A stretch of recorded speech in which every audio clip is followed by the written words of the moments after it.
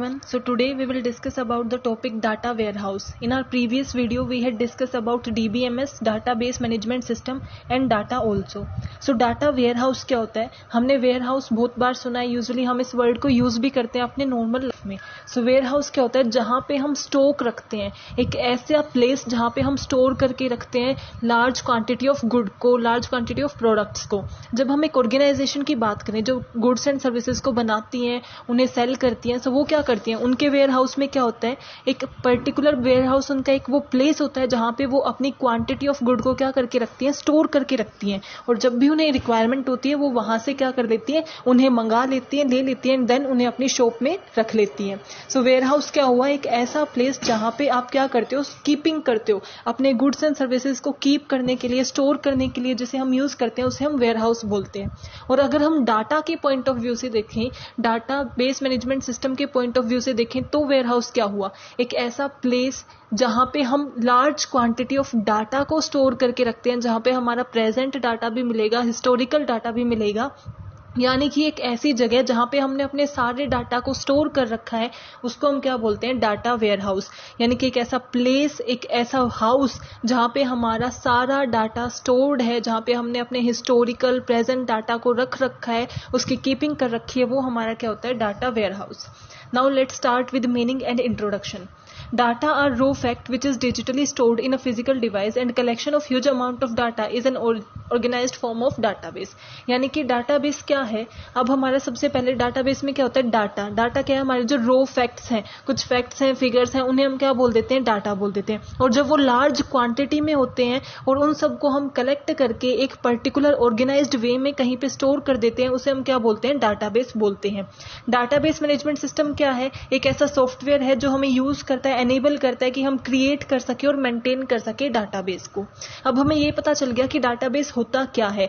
जब हमारा कोई भी कलेक्शन ऑफ डाटा हम ऑर्गेनाइज्ड वे में कहीं स्टोर कर सकते हैं ताकि हम उसे एक्सेस कर सके और मैनिपुलेट कर सके, वो हमारा क्या है, डाटाबेस है. और डाटा वेयरहाउस क्या हुआ, जब हम इस डाटाबेस को, इस डाटा को एक पर्टिकुलर जगह पे स्टोर करते हैं लार्ज क्वांटिटी में, जहां पे हमारी ऑर्गेनाइजेशन का सारा डाटा होता है, हिस्टोरिकल भी होता है, प्रेजेंट भी होता है, फ्यूचर की क्या एस्टिमेशन है, सब डाटा उसके अंदर होता है, उसे हम क्या बोलते हैं, data warehouse. Data warehouse is a secure electronic storage of information by a business और other organisation in at a particular point. यानी कि एक पॉइंट ऑफ टाइम पे जब आपने डाटा को स्टोर कर रखा है, सारा डाटा एक पर्टिकुलर लोकेशन पे जब स्टोर्ड है, उसे हम क्या बोलते हैं, डाटा वेयरहाउस. वो किसी ऑर्गेनाइजेशन के लिए भी हो सकता है और बिजनेस के लिए भी हो सकता है. अब डाटा वेयरहाउस किसी ऑर्गेनाइजेशन के लिए, बिजनेस के लिए कैसे हेल्पफुल होगा, अब आपका डाटा सारा वहां पे स्टोर्ड है, हिस्ट्री में आपके क्या अकाउंट्स रहे हैं, आपको किस ईयर में कितना प्रॉफिट हुआ था, कितना लॉस हुआ था, सब आपके डाटा वेयरहाउस में है. तो आप क्या कर सकते हो, उसकी हेल्प से अपनी नई प्लानिंग कर सकते हो, नई स्ट्रेटजी बना सकते हो, जब चाहे आप उस इंफॉर्मेशन को एक्सेस कर सकते हो. सो इसीलिए हर ऑर्गेनाइजेशन डाटा वेयरहाउस को मैनेज करके रखती है, मेंटेन करके रखती है. The goal of data warehouse is to create a place to store of historical data that can be retrieved and analyzed to provide useful insight into the organization operations. यानी कि अगर हम डाटा वेयरहाउस की बात करें तो उसमें mainly हमारा हिस्टोरिकल डाटा होता है. अब हमने बोला कि हिस्ट्री में हमारे साथ क्या हुआ, यानी कि कब, किस ईयर में हमें कितना प्रॉफिट हुआ था, कितने लॉस हुए थे, कितना एक्सपेंडिचर हुआ था, कैसे इन्फॉर्मेशन को हमने गेन किया था, क्या क्या सोर्सेज थी, कौन कौन से डिसीजन हमने लिए थे, स्ट्रेटेजीज को अडॉप्ट किया था, कौन सी वर्क कर रही थी, कौन सी नहीं कर रही थी, ये सारा डाटा हमें मिल जाता है. सो ये सब क्या होता है, आपके पास्ट से रिलेटेड होता है. और प्रेजेंट में क्या होता है कि इस साल में अब तक आप क्या कर चुके हो और उसके क्या रिजल्ट रहे हैं, वो भी आपके डाटा के अंदर ऐड होता रहता है, अपडेट होता रहता है. यानी कि डाटा वेयरहाउस क्या है, एक स्टेबल थिंग नहीं है, उसके अंदर अपडेट होती रहती है, उसके अंदर नई नई चीजें हम ऐड करते रहते हैं. यानी कि जो जो डिसीजन मेकिंग हम करते रहेंगे, जो जो नया डाटा मिलेगा, इंफॉर्मेशन मिलती रहेगी हमें अपने बिजनेस के बारे में, ऑर्गेनाइजेशन के बारे में, हम उसे कॉन्टिन्यूसली ऐड भी करते रहेंगे अपने डाटा वेयरहाउस में. और ये क्या होता है, हिस्टोरिकल डाटा इसलिए बोलते हैं क्योंकि वो हमारा पास्ट में चला जाता है. जो आप चीज कर चुके हो वो आप फिर इसके अंदर ऐड करना स्टार्ट कर देते हो, इसीलिए हम इसे मेनली हिस्टोरिकल डाटा के नेम से ज्यादा डिराइव करते हैं. और इसमें हम क्या कर सकते हैं, इजीली रिट्राइव कर सकते हैं एंड एनालाइज कर सकते हैं, ताकि हम अपने जो ऑपरेशंस हैं, आगे आने वाले जो प्लान है, स्ट्रेटजी है, वो ज़्यादा अच्छे से बना सकें। अब आप पुरानी स्टडीज़ को पढ़ोगे, पुराने रिजल्ट को देखोगे कि आपने कौन सी स्ट्रेटजी को अडोप्ट किया था और उससे आपको प्रॉफिट हुआ था या लॉस हुआ था। अगर आप ये देख पाते हो, इन इन्फॉर्मेशन को एक्सेस कर पाते हो, तो आप फ्यूचर में अच्छी स्ट्रेटजी अडोप्ट कर सकते हो। आपको क्या चीज़ दोबारा इंप्लीमेंट करनी है, क्या नहीं करनी है, इन सब चीज़ों के बारे में इंफॉर्मेशन मिलेगी। सो हमारे ऑर्गेनाइजेशन के जो ऑपरेशंस हैं वो ज़्यादा इफेक्टिव हो जाएंगी। It is a vital component of business intelligence, कि हमारा जो डाटा वेयर हाउस है वो हमारे बिजनेस इंटेलिजेंस का one of the most important component है। That wider term is encompasses the information infrastructure that modern business can use to track past success and failure and inform their decision for the future। इसके अंदर हम क्या करते हैं, जो हमारे business houses होते हैं वो अपनी पास्ट सक्सेस को, फेलियर को, प्लान्स को, स्ट्रेटजी को स्टडी करते हैं, उनकी इंफॉर्मेशन को एक्सेस करते हैं और उसके बेस पे फ्यूचर के बारे में डिसीजन मेकिंग करते हैं। How data warehouse introduce. अब डाटा वेयर हाउस का जो कॉन्सेप्ट है वो कब इंट्रोड्यूस हुआ था, किसने इंट्रोड्यूस किया था। The need of warehouse evolved as a business began relying on the computer software to create files and retrieve important business document। कि जब हमने टेक्नोलॉजी का यूज करना स्टार्ट किया, DBMS का यूज किया, डाटाबेस मैनेजमेंट सिस्टम, जिसमें हम क्या करते हैं, एक सॉफ्टवेयर का यूज करते हैं, एक सिस्टम का यूज करते हैं अपने डाटा को स्टोर करने के लिए, bulk of quantity of data को अपने को स्टोर करने के लिए। सो जैसे जैसे हमने टेक्नोलॉजी का, सिस्टम्स का यूज करना शुरू किया अपने डाटा को स्टोर करने के लिए, तभी हमारी नीड अराइज हो गई थी डाटा वेयर हाउस की, कि जब हमारा इतना क्वांटिटी ऑफ डाटा है और हमारे पास टेक्नोलॉजी भी है, तो हमारे पास एक ऐसा प्लेस होना चाहिए जहां पे हम अपना सारा डाटा स्टोर करके रख सकें जो हिस्ट्री से रिलेटेड है। अब हमारे पास एक पर्टिकुलर स्टोरेज स्पेस होता है एक सिस्टम का, कि आप इतनी ही स्टोरेज कर सकते हो। अब डे टू डे अपडेट होता रहेगा, तो ऐसा तो है नहीं कि उसी में आप अपना सारा डाटा मेंटेन कर सकते हो। आपको पुराना डाटा डिलीट करना होगा अगर आपको नए डाटा ऐड करने हैं।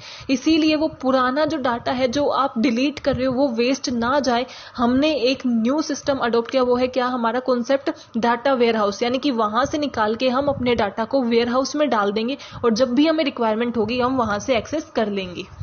The concept of data warehouse introduced in 1988। ये कब इंट्रोड्यूस किया गया था, 1988 में। और किसने इंट्रोड्यूस किया था, रिसर्चर्स थे हमारे बैरी डेवलिन एंड पॉल मर्फी। इन दोनों ने क्या किया था, इस कॉन्सेप्ट को इवॉल्व किया था, इंट्रोड्यूस किया था। Characteristics of data warehouse. अब डाटा वेयर हाउस की क्या कैरेक्टरिस्टिक्स होती हैं। First is transferability. ट्रांसफरेबिलिटी का मतलब क्या है, जो आपका एक्चुअल में हुआ है वही डाटा स्टोर किया जाता है। आप फिक्शनल डाटा स्टोर नहीं करते, अपने आप से बनाया हुआ डाटा स्टोर नहीं करते हो। जो एक्चुअल में आपकी हिस्ट्री में, आपके पास्ट ईयर्स में जो भी प्रॉफिट हुआ है, जो भी लॉस हुआ है, वो आपको दिखाया जाता है, वो डाटा वेयर हाउस में स्टोर किया जाता है और आप उसे एक्सेस भी कर सकते हो। सो इसमें क्या होती है, ट्रांसफरेबिलिटी होती है, यानी कि कंप्लीट क्लियरनेस होती है। ऐसा नहीं है कि हमने कोई फेक चीजें दिखा रखी हैं। देन एक्सेसिबिलिटी, कि इजीली एक्सेसिबल होता है, जब भी आपको रिक्वायरमेंट हो, जब भी आपको उसकी नीड हो, आपके लिए वो अवेलेबल होता है, एक्सेसिबल होता है। जब भी आपको रिक्वायरमेंट है, कोई डिसीजन मेकिंग करनी है, फ्यूचर में कोई प्लान बनाने हैं, स्ट्रेटजी बनानी है, तो उसे करने के लिए आप इसे इजीली डाटा वेयर हाउस से एक्सेस कर सकते हो। मल्टी यूजर सपोर्ट, कि ऐसा नहीं है कि एक ही पर्सन इसे एक्सेस कर सकता है, एक टाइम पे दो से या मल्टी यूजर्स हमारा सपोर्ट प्रोवाइड करता है, उसे यूज कर सकते हैं, उस पे से एक्सेस कर सकते हैं। डिसीजन मेकिंग में अब हमारी ऑर्गेनाइजेशन में एक डिपार्टमेंट तो होता नहीं है, डिफरेंट डिपार्टमेंट होते हैं। जैसे फाइनेंस का अलग है, मार्केटिंग का अलग है, प्रोडक्शन का अलग है। सो जिस डिपार्टमेंट को रिक्वायरमेंट है, जब वो चाहे तब उन्हें एक्सेसिबिलिटी हो सकती है। फ्लेक्सिबल ऑपरेशंस, यानी कि ये ज्यादा मीन्स हमारा रिजिड नहीं है, क्योंकि हम इसके अंदर डे टू डे अपडेट करते रहते हैं। यानी कि जो हमारा नया डाटा आता है हम अपने डाटा वेयर हाउस में उसे ऐड करते जाते हैं। सो ये हमारा फ्लेक्सिबल है। ऐसा नहीं है कि एक बार जो ऐड कर दिया हम उसे डिलीट नहीं कर सकते, या एक बार जो ऐड हो गया उसको हम वापस बैक नहीं कर सकते। हम उसमें नया भी ऐड कर सकते हैं, जो एडेड है उसे डिलीट भी कर सकते हैं। तो ये फ्लेक्सिबिलिटी हमें प्रोवाइड करता है। अनलिमिटेड डाटा स्टोरेज, की डाटा वेयर हाउस हमारा स्पेशली डिजाइन ही किस चीज के लिए किया जाता है, कि हम उसमें डाटा को स्टोर कर सके, हमारा हिस्टोरिकल डाटा स्टोर किया जा सके और हमें जब भी रिक्वायरमेंट हो हम उसे इजीली रिट्राइव कर सकें। सो ये हमें एक अनलिमिटेड और huge quantity of data storage provide कराता है। इफेक्टिव डिसीजन मेकिंग, और डाटा वेयर हाउस के कॉन्सेप्ट की रिक्वायरमेंट क्यों है, ताकि आपका फ्यूचर बेटर हो सके, आपकी जो ऑर्गेनाइजेशन है फ्यूचर में जो डिसीजन लेने हैं वो ज्यादा इफेक्टिवली ले सके। सो आपकी इफेक्टिव डिसीजन मेकिंग हो सके, आगे आप अच्छे प्लान्स एंड स्ट्रेटजी बना सकें, इसीलिए हमें डाटा वेयर हाउस की रिक्वायरमेंट होती है। Maintaining the data warehouse. अब डाटा वेयर हाउस कैसे मेंटेन किया जाता है, उसके अंदर डाटा कैसे स्टोर किया जाता है। There are certain steps that are taken to maintain a data warehouse. Data warehouse को मेंटेन करने के लिए हमें स्टेप बाय स्टेप एक प्रोसेस को फॉलो करना होता है। सो वो हमारे स्टेप्स क्या हैं? फर्स्ट स्टेप क्या होता है? First step is data extraction. Data extraction which involve gathering large amount of data from multiple point source, यानी कि अलग अलग सोर्सेज से, मल्टीपल सोर्सेज के से डाटा को कलेक्ट करना, गैदर करना। सबसे पहले अगर आपको डाटा को कहीं पे स्टोर करना है, डाटा वेयरहाउस बनाना है, तो सबसे पहले आपकी क्या रिक्वायरमेंट है? बेसिक रिक्वायरमेंट है कि आपके पास डाटा होना चाहिए। सो उसके लिए हमारा फर्स्ट स्टेप क्या है कि सबसे पहले हमें डाटा को एक्सट्रैक्ट करना होता है, सबसे पहले हमें डाटा को गैदर करना होता है और कलेक्ट करना होता है। After a set of data has been completed, it goes through data cleaning process. अब डाटा एक्सट्रैक्शन के बाद हमारी सेकंड स्टेप क्या आता है? Data cleaning process. अब जो हमने डाटा कलेक्ट किया है उसको क्लीन किया जाता है, यानी कि उसमें जो भी एरर्स हैं, मिस्टेक्स हैं, उन्हें करेक्ट किया जाता है। जो रिक्वायर्ड नहीं है, अननेसेसरी डाटा है, उसे हम हटा देते हैं। सो सेकंड हमारा स्टेप क्या होता है? डाटा क्लीनिंग प्रोसेस, यानी कि डाटा की क्लीनिंग की जाती है। In data cleaning process the error of data are corrected, कि अगर उसमें कुछ मिस्टेक होती है, कुछ एरर होते हैं, या तो उन्हें करेक्ट कर दिया जाता है, अगर वो करेक्ट नहीं हो रहे हैं तो उन्हें हटा दिया जाता है। And unnecessary data is excluded, और ऐसा डाटा जो रिक्वायर्ड नहीं है, इंपॉर्टेंट नहीं है, अननेसेसरी है, उसको भी एक्सक्लूड कर दिया जाता है डाटा क्लीनिंग प्रोसेस में। सो हमने सबसे पहले डाटा को कलेक्ट किया, देन उसे क्लीन किया। अब क्लीन करने के बाद जो हमारे पास डाटा आता है, the cleaned up data are then converted from a database format to a warehouse format. अब उस क्लीन अप डाटा को हमें वेयरहाउस में स्टोर करना है, इसीलिए हम उसे डाटाबेस के फॉर्मेट से वेयरहाउस के फॉर्मेट में क्या कर देते हैं? कन्वर्ट कर देते हैं, ट्रांसफॉर्म कर सकते हैं। क्योंकि जब हमें डाटा को अपने डाटा वेयरहाउस में स्टोर करना है तो हम उसे वेयरहाउस फॉर्मेट में ही स्टोर कर सकते हैं, इसीलिए हमें अपने डाटाबेस फॉर्मेट को वेयरहाउस फॉर्मेट में चेंज करना होता है। अब हमने क्या किया? डाटा कलेक्ट कर लिया, क्लीन कर लिया, वेयरहाउस फॉर्मेट में चेंज भी कर लिया। Once it is stored in warehouse, that data goes through sorting, consolidating and summary. अब हमने डाटा वेयरहाउस में चेंज करने के बाद अब उसे अपने वेयरहाउस में डाल दिया। जैसे ही हम उसे डाटा वेयरहाउस के अंदर डालते हैं, एंटर करते हैं, उसकी एक प्रोसेस होती है जिसको वो फॉलो करता है। वो क्या होती है? सॉर्टिंग, कंसोलिडेटिंग एंड समरी, जिसे वो फॉलो करता है। यानी कि कोई भी डाटा है उसे सॉर्ट कर दिया जाता है, अरेंज कर दिया जाता है अच्छे से, सेम जो डाटा है उसे कंसोलिडेट कर दिया जाता है, so that it will be easier to use. कि हमारा सेम डाटा अगर इकट्ठा होगा तो हमें ज्यादा ईजी होगा यूज करने के लिए, एक्सेस करने के लिए। फाइनल स्टेप हमारा क्या होता है?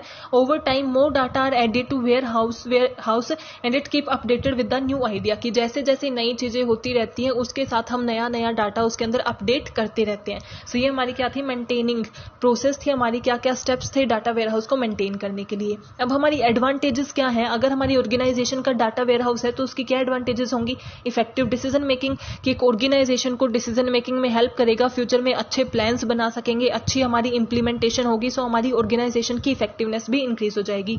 कंपिटिटिव एडवांटेज आपको प्रोवाइड करेगा, क्योंकि अगर आप अच्छी डिसीजन मेकिंग कर रहे हो, आपकी एफिशिएंसी इंक्रीज हो रही है, सो वो आपको कंपिटिटिव एडवांटेज भी प्रोवाइड करता है। आप कंपटीशन को इजीली फेस कर सकते हो और आप अपने कंपिटिटर के सामने भी एडवांटेज पा सकते हो अगर आप इक्वली अच्छे से वर्क कर रहे हो, डाटा वेयर हाउस को अच्छे से मेंटेन कर रहे हो। More information in the hand, कि अगर जो इन्फॉर्मेशन आपको डिलीट करनी पड़ती है उसे आप एक पर्टिकुलर प्लेस पे स्टोर कर सकते हो और जब चाहे एक्सेस कर सकते हो, उसकी अवेलेबिलिटी है। सो आपके पास ज्यादा इंफॉर्मेशन होती है, इन हैंड इंफॉर्मेशन ज्यादा होती है, जो आपको इफेक्टिव वर्किंग में हेल्प करता है। Then high return on investment, जितनी ज्यादा बेटर डिसीजन मेकिंग होगी, जितना अच्छा इंप्लीमेंटेशन होगा, उतना ही ज्यादा हमारा रिटर्न ऑन इन्वेस्टमेंट होगा। सो रिटर्न ऑन इन्वेस्टमेंट में भी हमारी हेल्प करता है, यानी कि उतनी ज्यादा हमारा प्रॉफिट होगा, उतना ही ज्यादा हमारा वर्किंग अच्छी होगी। इफेक्टिव स्टोरेज ऑफ डाटा, और हमारा डाटा वेयरहाउस वर्क ही स्टोरेज और रिट्राइवल के लिए करता है। सो ऑब्वियसली जो इसके मेन वर्क है वो इन्हें इफेक्टिवली परफॉर्म करता है। सो जो भी हमारा डाटा है जिसे हमें डाटा वेयरहाउस में स्टोर करना है वो इफेक्टिवली स्टोर होगा। डिसएडवांटेजेस ऑफ डाटाबेस, जैसे कुछ एडवांटेजेस हैं वैसे ही इसके कुछ लिमिटेशंस भी हैं, डिसएडवांटेजेस भी हैं। जैसे hidden problem with various sources, कि जहां से हम डाटा को एक्सट्रैक्ट करते हैं या फिर जहां से हम डाटा को रिट्राइव करते हैं उसमें भी बहुत से टेक्निकल प्रॉब्लम आ जाती हैं, जो प्रॉब्लम अभी अनएक्सप्लेन्ड प्रॉब्लम भी बहुत होती हैं जो बाद में पता चलती हैं, फिलहाल हिडन है। So hidden problem with various sources भी हमारा एक लिमिटेशन है कि बहुत सी प्रॉब्लम है जो हमें बाद में फेस करनी पड़ती हैं। हाई डिमांड ऑफ रिसोर्सेज, कि डाटा वेयर हाउस में हमें स्टोरेज करनी है बल्क अमाउंट ऑफ डाटा की, तो उसके लिए हमें रिसोर्सेज भी बहुत ज़्यादा चाहिएंगी. सो ये हमारे लिए क्या होगा, कॉस्टलियर भी होगा, क्योंकि इसकी रिसोर्सेज, इसका एनवायरनमेंट, जो इसे इंफ्रास्ट्रक्चर प्रोवाइड कराना है वो भी हमारा एक्सपेंसिव होगा. हाई मेंटेनेंस कॉस्ट, इसे मेंटेन करने का, अच्छे से मैनेज करने का कॉस्ट भी ज़्यादा आता है, क्योंकि हमें लार्ज अमाउंट ऑफ डाटा को मेंटेन करना है, इफेक्टिवली उसे स्टोर करना है. कॉम्प्लेक्सिटी ऑफ इंटीग्रेशन, एक जगह इंटीग्रेट करना, इकट्ठा करना लार्ज अमाउंट ऑफ डाटा को, बल्कि डाटा को, वो इतना ईजी नहीं होता, क्योंकि उसमें कॉम्प्लेक्सिटी आती है, क्योंकि वो उसका जो साइज है वो बहुत बड़ा होता है. सो वो हमें कॉम्प्लेक्सिटी कुछ फेस करनी पड़ती है, डिफिकल्टीज फेस करनी पड़ती हैं इंटीग्रेशन के टाइम कंज्यूमिंग प्रोसेस है ही, ये कॉस्टलियर और टाइम कंज्यूमिंग तो है ही, क्योंकि आप क्या कर रहे हो, लार्ज अमाउंट ऑफ डाटा पे वर्क कर रहे हो. So I hope you are clear with this topic. If you have any doubt, please mention in comment section. Thank you. Keep supporting. Don't forget to like, subscribe and share my channel. Thank you.